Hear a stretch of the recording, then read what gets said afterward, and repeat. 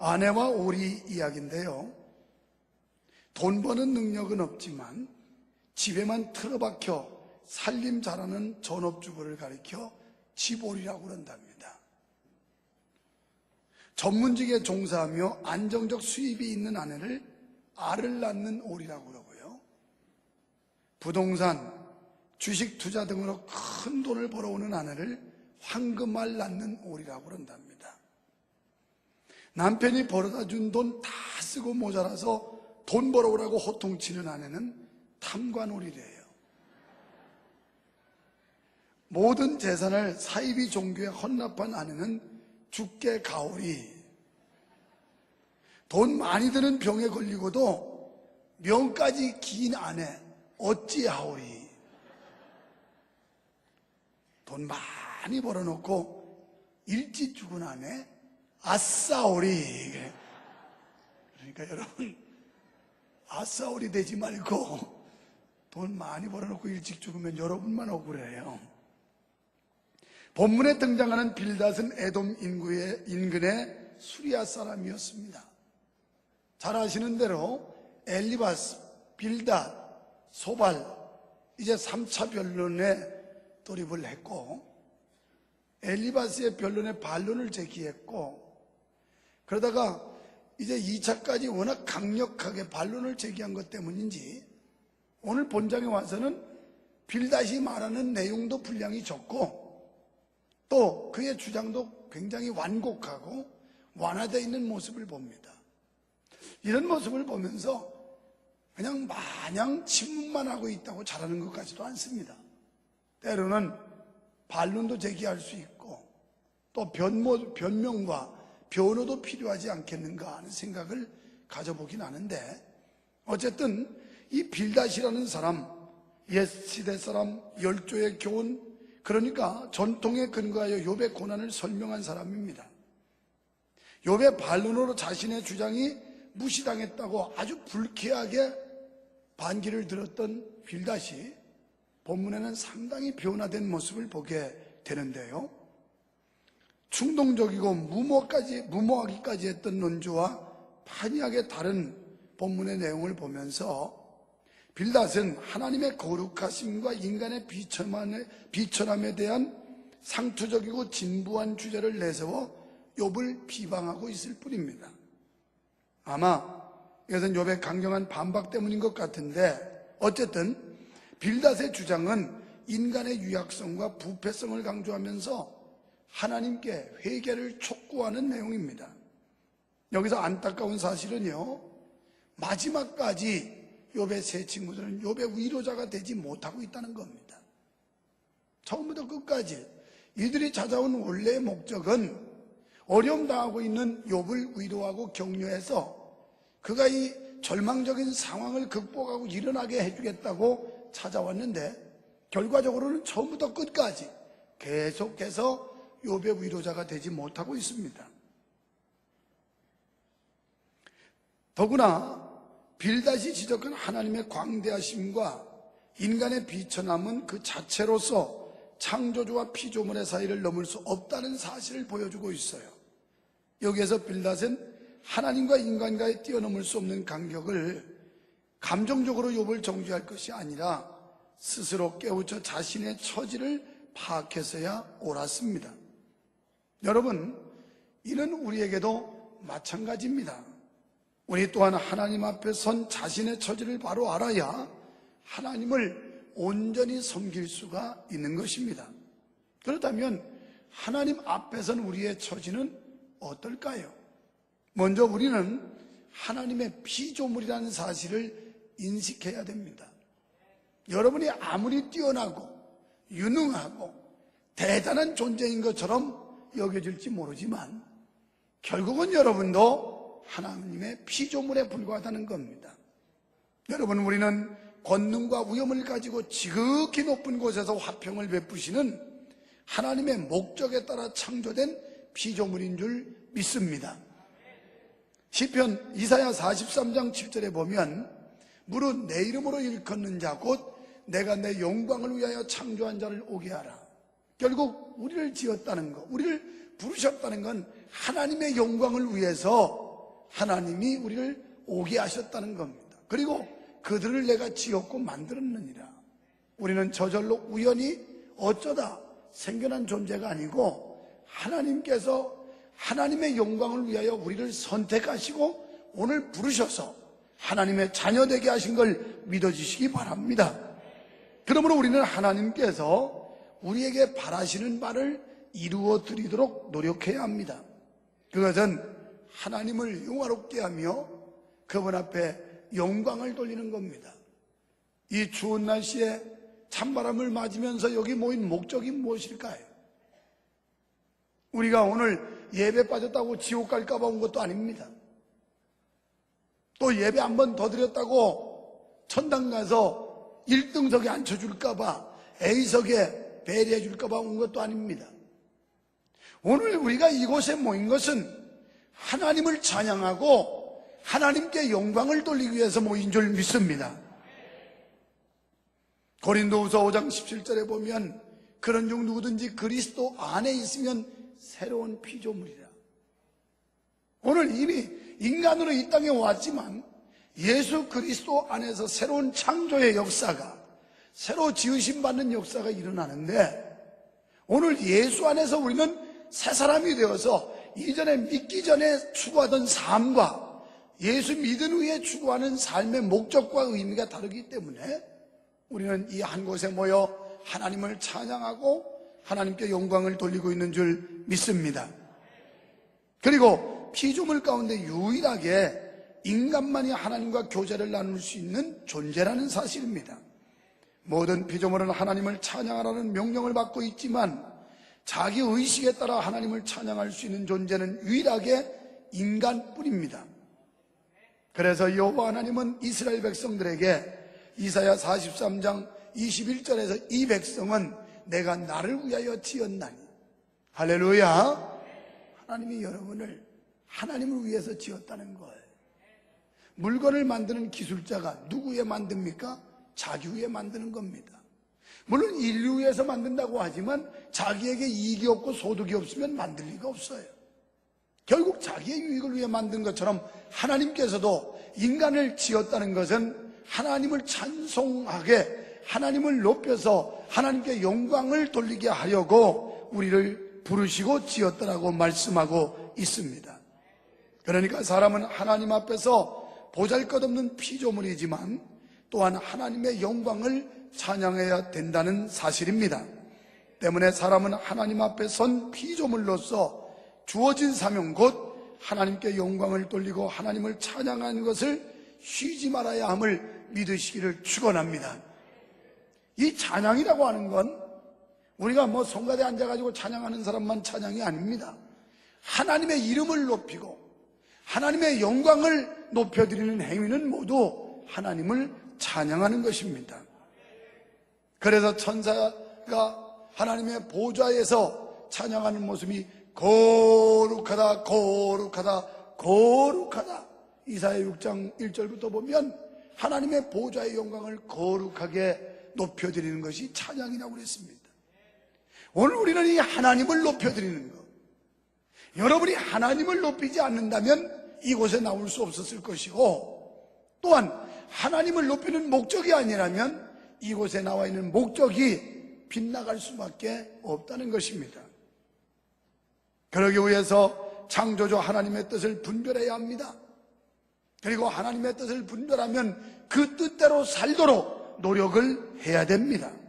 비록 현실에서 악인이 번영하고 의인이 고난당하는 것처럼 보일지라도 우리를 향한 하나님의 계획이 있음을 확신하고 온전히 하나님께만 의지해야 할 줄로 믿습니다.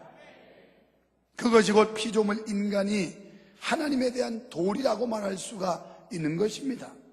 여러분, 하나님께서는 우리에게 화평 주시기를 원하십니다. 주님은 부활하신 후에 내가 너희에게 평안을 주느니 내가 주는 평안은 세상이 주는 것과 같지 않다고 그랬어요. 오늘 예수 그리스도께서 이 땅에 오심은 화평을 주시러 하나님과 우리 사이에 화목제물이 되시고 우리의 마음속에 진정한 평화를 주시기 위해 이 땅에 오신 줄 믿습니다. 오늘 하나님이 주시는 평안이 여러분 마음속에 임하기를 주의 이름으로 축원합니다. 이것은 세상의 권력, 명예, 재산 이런 것들을 가지고 얻을 수 없는 참된 평화입니다.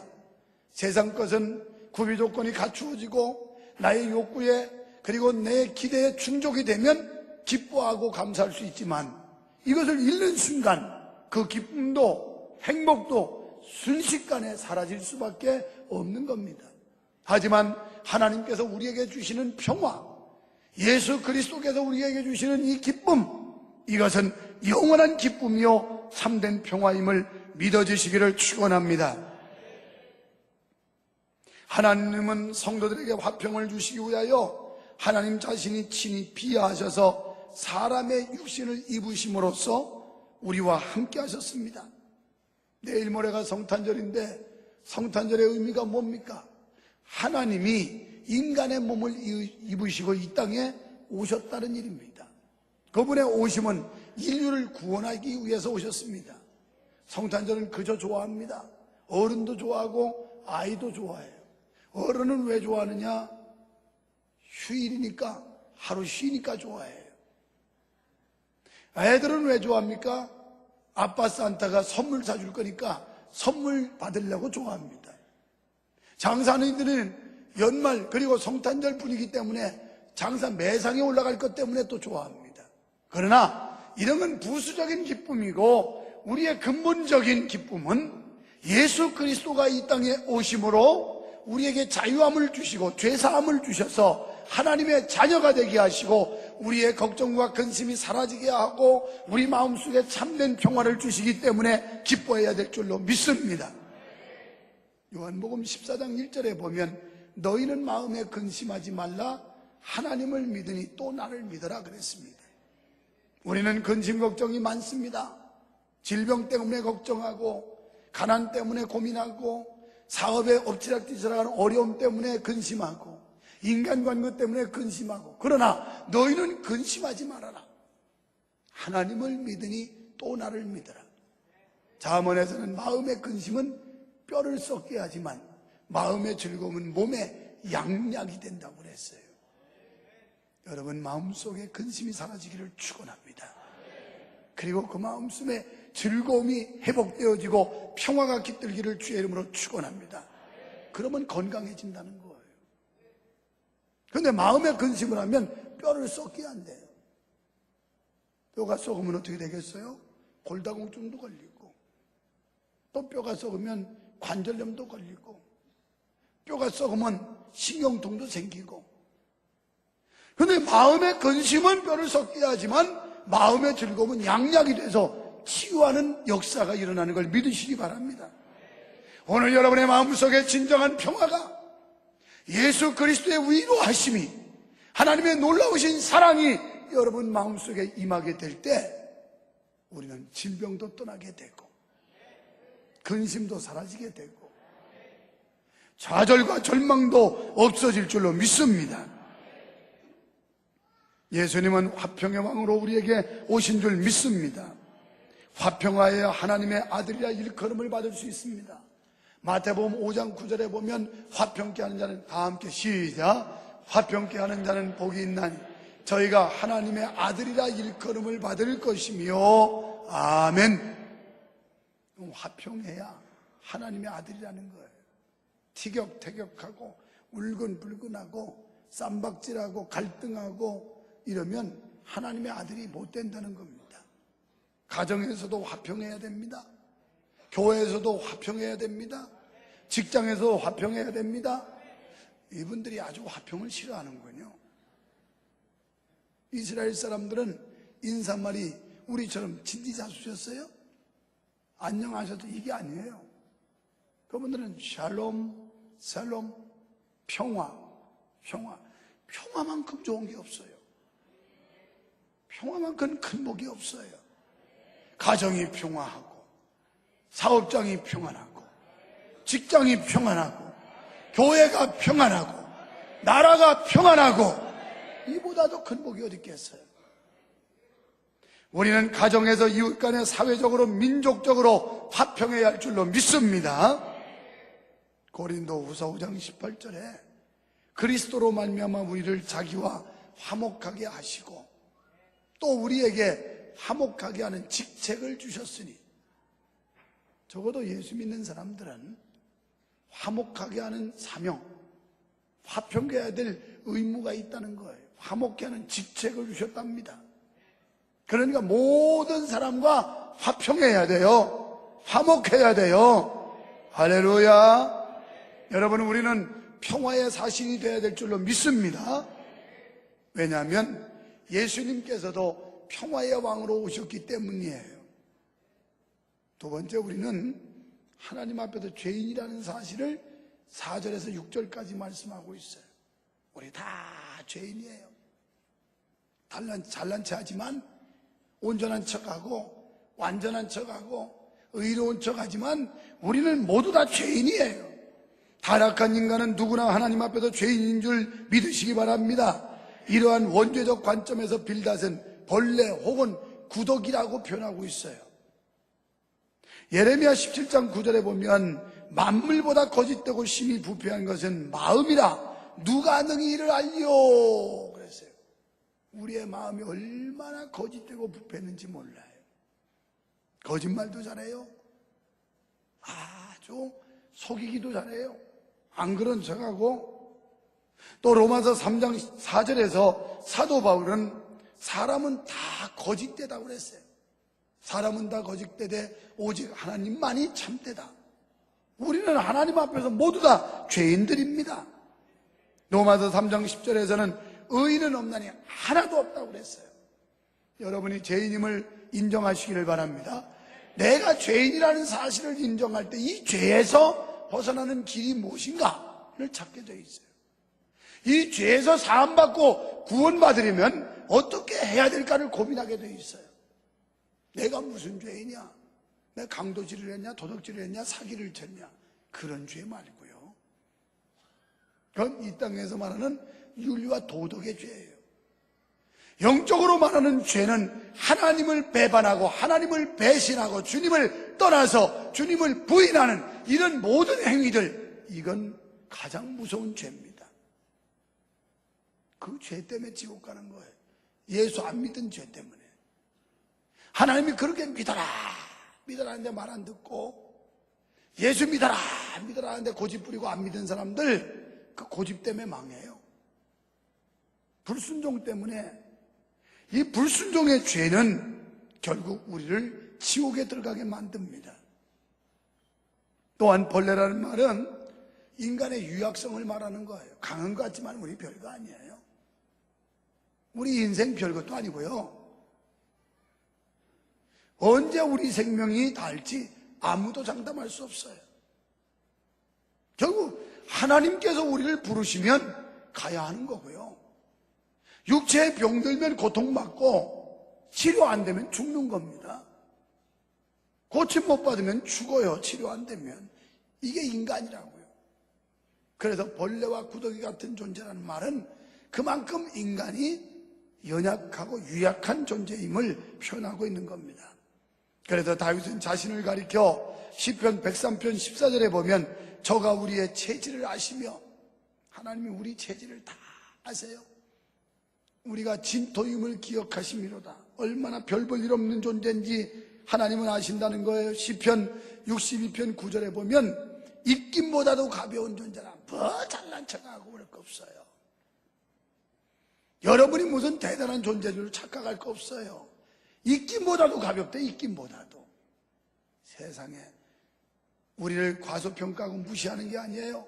우리의 유약함을 할 때 절대자를 찾게 되는 것이고, 우리의 부족함을 인정할 때 전능자 하나님을 의지하게 되는 거예요. 오늘 우리의 마음속에 자만심이 깨지기를 축원합니다. 교만한 마음이 깨어지기를 축원합니다. 하나님이라고 하는 전능자 앞에 우리의 모든 걸 맡길 수 있어야 됩니다. 그렇습니다. 우리는 스스로 연약한 존재임을 할 때 하나님을 의지하게 돼요. 불의한 우리를 위해서 그리스도께서 십자가에서 돌아가셨기 때문에 우리를 받아주셨음을 믿으시면 아멘 합시다. 사람의 의는 무가치합니다. 우리는 하나님께서 비추시는 광명을 입은 성도임을 믿으시기 바랍니다. 오늘 3절에도 보니까 그 군대를 어찌 계수할 수 있으랴. 그 광명의 비춤을 입지 않은 자가 누구냐. 주님께서 구원의 빛을 우리에게 비춰주지 않았으면 구원받을 수 없다는 거예요. 우리 마음의 어두운 마음을 예수 그리스도 빛 대신 그분이 들어오셔서 우리 마음에 비춰주지 아니하면 우리는 구원될 수가 없었어요. 그러니까 우리가 구원받은 건 전적인 하나님의 은혜라는 겁니다. 하나님의 놀라운 축복인 줄로 믿습니다. 예수 그리스도의 보혈로 말미암은 구원의 은총에 참여할 수 있는 존재입니다. 하나님 앞에서 죄인이었던 우리는 십자가 구속사역으로 말미암아 구원의 은총을 입고 하나님의 귀한 자녀가 된 것입니다. 그런즉 우리는 하나님을 온전히 의지할 때 하나님의 자녀로서 보장받을 수가 있는 것입니다. 진정 우리는 자신의 처지를 바로 깨달아 하나님을 온전히 의지하고 그리스도의 보혈의 공로로 구원의 축복을 누리는 하나님의 자녀된 신분을 잘 감당해야 될 줄로 믿습니다. 평강의 왕으로 오셔서 우리를 구속하시고 하나님과 화평케 하신 주님께 감사와 찬양을 드려야 됩니다. 사랑하는 성도 여러분, 인생은 유약한 존재에 불과하며 하나님 앞에서 타락한 존재입니다. 하지만 우리는 하나님의 구원의 은총을 받았습니다. 그리스도의 보혈의 공로를 힘입었습니다. 실로 사도 바울의 고백처럼 우리는 내 능력이 약한 데서 온전하여짐이라고 말씀하심처럼 우리는 비록 부족하고 연약하지만 하나님이 우리를 온전케 하셔서 하나님의 자녀되는 축복을 얻게 하신 줄 믿습니다. 그러므로 우리는 높으신 하나님 앞에 겸손히 무릎 꿇고 하나님의 온전하신 뜻에 순종하는 성도가 되어야 할 줄로 믿습니다. 그리하여 이 험한 세상을 하나님을 의지하시면서 승리하고 하나님께 영광 돌리는 삶을 사시기를 주의 이름으로 축원합니다. 찬양하라 내 영혼아. 주님의 성호를 찬양합시다. 하나님의 은혜를 찬양합시다.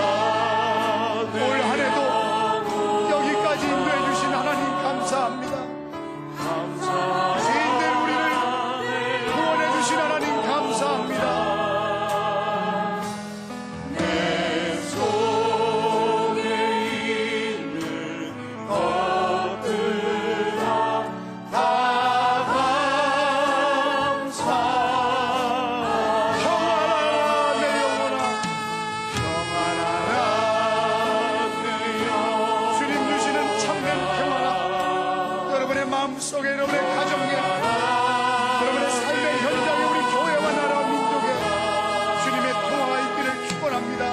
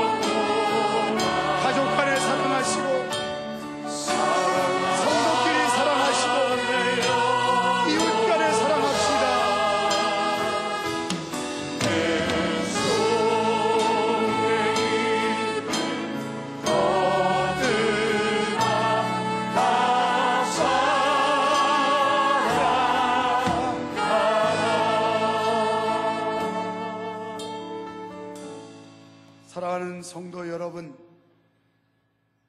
우리는 죄인됨을 알아야 하고 고백해야 합니다. 예수께서 말씀하셨습니다. 병든 자에게라야 의원이 필요하지 건강한 자에게는 의원이 필요 없듯이 우리가 죄인됨을 인정하고 고백하는 자에게 예수 그리스도가 필요합니다. 그런데 의인은 없나니 하나도 없다고 성경은 말씀합니다. 인간적 윤리와 도덕적으로 완전한 것처럼 보여질지 모르지만 그러나 우리는 죄인입니다. 아담, 하와 그들로부터 주어지는 원죄 유전죄에서 벗어날 수 있는 사람은 아무도 없었습니다. 그래서 하나님께서 친히 인간의 몸을 입으시고 이 땅에 아기 예수로 오셨고 그분은 우리의 죄를 대속하기 위해 죄값을 치르시는데 십자가에서 고통과 그리고 희생과 죽음으로 대신하셨습니다. 이 은혜로 오늘 우리는 하나님의 자녀가 될 수 있었으며 하나님과 화목하는 관계가 이루어졌습니다. 이렇게 되면 하나님을 찬양하라고 하나님께 감사하고 순종하고 하나님께 영광 돌리라고 구원받은 줄로 믿습니다. 오 하나님 아버지, 우리를 구원해 주심을 감사합니다. 우리를 사랑해 주심을 감사합니다. 우리를 지키시고 인도해 주심을 감사합니다. 하나님의 거룩한 성호를 송축하게 하시고 하나님의 은혜에 감사하게 하시고 영광 돌리게 하여 주시옵소서. 부르심에 합당하게 살아갈 수 있는 우리 모두가 되게 하여 주시옵소서. 예수님 이름으로 간절히 기도하옵나이다.